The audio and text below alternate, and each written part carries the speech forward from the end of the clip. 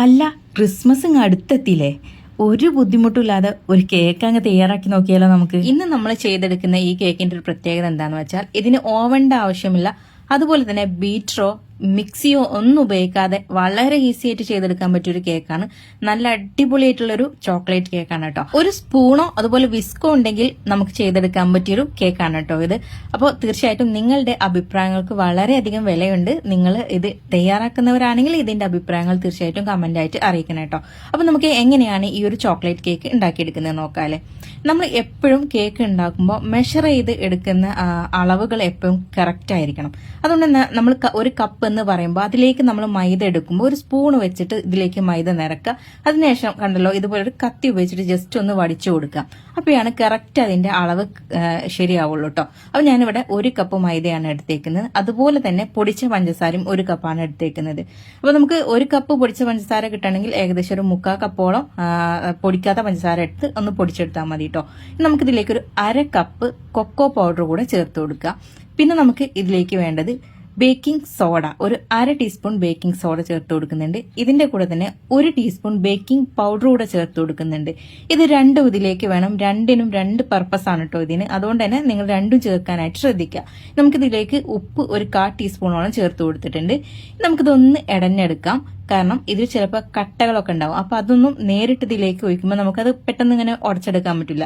അതുകൊണ്ട് ഇതുപോലെ നമ്മൾ ഒന്ന് ഇടഞ്ഞെടുത്തിട്ട് വേണം ആദ്യം അതൊന്ന് മിക്സ് ചെയ്തെടുക്കാനായിട്ട്. അപ്പൊ നമ്മുടെ പൊടികളൊക്കെ ഒന്ന് ഇടഞ്ഞെടുത്തതിന് ശേഷം നമ്മളൊരു സ്പൂണോ അതല്ലെങ്കിൽ വിസ്കോ ഉപയോഗിച്ചിട്ട് നന്നായിട്ടൊന്ന് മിക്സ് ചെയ്തെടുക്കുക കേട്ടോ. എല്ലാം ഒരുപോലെ എല്ലാ ഭാഗത്തും എത്താൻ വേണ്ടിയിട്ടാണ് നമ്മൾ ആദ്യം ഇതൊന്ന് ഇതുപോലെ ഒന്ന് മിക്സ് ചെയ്തെടുക്കുന്നത്. ഇനി നമുക്കിതിലേക്ക് ബാക്കിയുള്ള ചേരുവകൾ എന്തൊക്കെയാന്ന് നോക്കാം. ഒരു 1/2 കപ്പ് തൈര് എടുക്കാം. തൈര് എടുക്കുമ്പോൾ ഒരിക്കലും നാടൻ തൈര് എടുക്കാതിരിക്കാനായിട്ട് നോക്കട്ടോ. നല്ല കട്ടിയുള്ള തൈര് തന്നെ എടുക്കുക. അതല്ലെങ്കിൽ യോഗേർട്ട് എടുക്കാം. പിന്നെ നമുക്കിതിലേക്ക് ഒരു മുട്ട കൂടെ ചേർത്ത് കൊടുക്കണം. 1 ടീസ്പൂൺ വാനില എസൻസ് കൂടെ ഇതിലേക്ക് ചേർത്ത് കൊടുക്കുന്നുണ്ട്. ഇനി നമുക്കിതിലേക്ക് ഓയിലാണ് വേണ്ടത്. ഞാനിവിടെ സൺഫ്ലവർ ഓയിലാണ് കേട്ടോ എടുത്തേക്കുന്നത്. ഈ ഓയിൽ നമ്മൾ ഒരു 1/4 കപ്പോളം ഇതിലേക്ക് ഒഴിച്ചു കൊടുക്കുന്നുണ്ട്. ഇനി നമുക്കിതിലേക്ക് ചെറിയ ചൂടുള്ള വെള്ളം കൂടെ ഒഴിച്ചു കൊടുക്കണം. ഞാനിവിടെ ഏകദേശം ഒരു 1/2 കപ്പ് വെള്ളമാണ് ഒഴിച്ചു കൊടുത്തേക്കുന്നത്. ഇതിന്റെ കൂടെ 1 ടേബിൾ സ്പൂൺ കൂടെ എക്സ്ട്രാ ഞാൻ ഇതിലേക്ക് ചേർത്ത് കൊടുത്തിട്ടുണ്ട് കേട്ടോ. അപ്പൊ നമ്മുടെ മുട്ട എടുക്കുന്ന സൈസിനനുസരിച്ചിട്ട് വേണം നമ്മൾ ഇതിലേക്ക് 1 ടേബിൾ സ്പൂൺ വേണോ വേണ്ടോ എന്ന് തീരുമാനിക്കാൻ. അപ്പൊ ഞാനിത് മിക്സ് ചെയ്തതിനു ശേഷം ഇതിന്റെ പരുവം നോക്കാം. ആ കറക്റ്റ് പരുവം നിങ്ങൾക്ക് കിട്ടുവാണെങ്കിൽ ഇതിലേക്ക് പിന്നെ വെള്ളം ഒന്നും ചേർത്ത് കൊടുക്കേണ്ട ആവശ്യമില്ല കേട്ടോ. നമ്മളിത് ഒന്ന് ജസ്റ്റ് ഒന്ന് മിക്സ് ചെയ്തെടുത്താൽ മതി. ഇതിലെ കട്ടകളൊക്കെ ഒന്ന് പോയി കിട്ടണം. അപ്പൊ ആ ഒരു പരുവത്തിൽ പതുക്കെ വേണം നമ്മളിത് മിക്സ് ചെയ്തെടുക്കാൻ. ഒരിക്കലും നമ്മളിത് കുത്തി ഇങ്ങനെ ഇളക്കരുത് കേട്ടോ. അങ്ങനെ ആവുമ്പോൾ നമ്മുടെ കേക്ക് അങ്ങനെ സോഫ്റ്റ് ആവാൻ പ്രയാസമായിരിക്കും. പിന്നെ ഞാൻ ഇതിലേക്ക് പറഞ്ഞല്ലോ, കറക്റ്റ് പരുവം നമുക്ക് കിട്ടുവാണെങ്കിൽ എനിക്ക് 1 ടേബിൾ സ്പൂൺ വെള്ളം ചേർക്കേണ്ട ആവശ്യം വരില്ല. ഞാൻ ഇതിലേക്ക് 1 ടേബിൾ സ്പൂൺ കൂടെ ചേർത്ത് കൊടുത്തിട്ടുണ്ട്. അപ്പൊ അത് വേണമെങ്കിൽ മാത്രം നിങ്ങൾ ചേർത്ത് കൊടുത്താൽ മതി കേട്ടോ. ഇനി നമ്മൾ ഏത് പാത്രത്തിലാണോ ഇത് ബേക്ക് ചെയ്തെടുക്കാൻ നോക്കുന്നത് അതിലേക്ക് അല്പം ഓയിൽ ഒന്ന് സ്പ്രെഡ് ചെയ്ത് കൊടുക്കാം അതിന്റെ എല്ലാ ഭാഗത്തായിട്ട്. ഞാനിപ്പോ ഇവിടെ സ്റ്റീൽ പാത്രം എടുക്കാനുള്ള കാരണം എന്താണെന്ന് വെച്ചാൽ ചിലരൊക്കെ ചോദിക്കാറുണ്ട് നമ്മൾ ബേക്ക് ചെയ്യുമ്പോൾ ഇതുപോലെ എടുക്കാൻ പറ്റുമോ സ്റ്റീൽ പാത്രമൊക്കെ. അത് കുഴപ്പമൊന്നുമില്ല. നമ്മുടെ കയ്യിൽ ഏത് പാത്രമാണുള്ളൂ അത് വെച്ചിട്ട് നമുക്ക് ബേക്ക് ചെയ്തെടുക്കാവുന്നതേ ഉള്ളൂ. അപ്പൊ ഇതിന്റെ താഴെ ഭാഗത്ത് നിന്ന് നമുക്ക് പെട്ടെന്ന് ഇളക്കി പോരാൻ വേണ്ടിയിട്ട് ഒരു ബട്ടർ പേപ്പറും കൂടെ ഒന്ന് വിരിച്ചു കൊടുക്കുന്നുണ്ട്. ഇത് ഇല്ലെങ്കിൽ നമുക്ക് ഒഴിവാക്കാവുന്നതേ ഉള്ളൂ. ഉണ്ടെങ്കിൽ നമുക്ക് ഈസി ആയിട്ട് ഇതിൽ നിന്ന് എടുക്കാൻ പറ്റുമെന്ന് മാത്രം. ഇനി നമുക്ക് ബാറ്റർ ഇതിലേക്ക് ഒഴിച്ചു കൊടുക്കാം. നിങ്ങൾ കണ്ടല്ലോ ഈ ഒരു പരുവത്തിനായിരിക്കണം കേട്ടോ നമ്മുടെ ബാറ്ററിന്റെ ആ ഒരു കൺസിസ്റ്റൻസി ഉണ്ടായിരിക്കേണ്ടത്. നമ്മൾ ബേക്ക് ചെയ്യുന്നതിന് മുൻപായിട്ട് ഇതുപോലെ ഒന്ന് ടാപ്പ് ചെയ്ത് കൊടുക്കുക. അതെന്തിനാന്ന് വെച്ചാൽ ഇതിൽ എയർ ബബിൾസ് ഉണ്ടാവും, അതൊന്ന് പോയി കിട്ടാൻ വേണ്ടിയിട്ടാണ് കേട്ടോ. ഞാനിവിടെ കുക്കർ ഒരു 10 മിനിറ്റ് ഒന്ന് പ്രീ ഹീറ്റ് ചെയ്ത് വെച്ചിട്ടുണ്ട്. ഞാൻ തുറക്കുമ്പോൾ കാണാം അതിന്റെ അകത്തുള്ള ആ ഒരു ചൂട് കണ്ടല്ലോ. അപ്പൊ ഈ പരുവത്തിൽ നമ്മൾ കുക്കർ ഒന്ന് ചൂടാക്കിയിട്ട് വെക്കുക കേട്ടോ.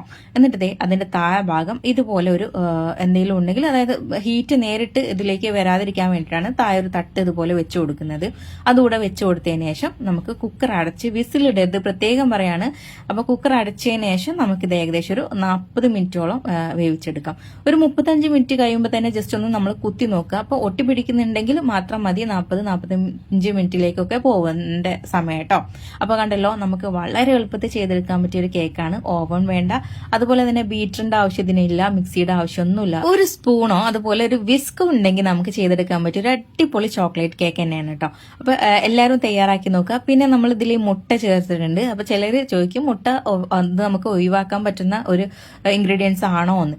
അപ്പൊ അങ്ങനെ ഉള്ളവർക്ക് ഞാൻ പറഞ്ഞുതരാം. നമ്മൾ തൈര് എടുക്കുന്നത് ഒരു 1/4 കപ്പും കൂടെ അങ്ങ് എക്സ്ട്രാ ആക്കി എടുത്താൽ മതി കേട്ടോ. എന്നിട്ട് കൺസിസ്റ്റൻസി ഒന്ന് നോക്കുക. എന്നിട്ട് അത് കറക്റ്റ് ഞാൻ ഞാൻ കാണിച്ച പോലെ ആയിട്ടില്ലെങ്കിൽ ഞാൻ പറഞ്ഞ പോലെ ആ 1 ടേബിൾ സ്പൂണിലെടുത്ത് 2 ടേബിൾ സ്പൂണൊക്കെ ആക്കിയിട്ട് കൂട്ടിയെടുത്താൽ മതിയാവും വെള്ളം. അപ്പൊ ദേ ഇത്രയേ ഉള്ളൂ ഇത് തയ്യാറാക്കാനുള്ള പണി. ഇഷ്ടപ്പെട്ടാൽ ഷെയർ ചെയ്യാൻ മറക്കണ്ട, ചാനൽ ഫോളോ ചെയ്യാനും മറക്കരുത്. അപ്പൊ എല്ലാവർക്കും താങ്ക്സ് ഫോർ വാച്ചിങ്.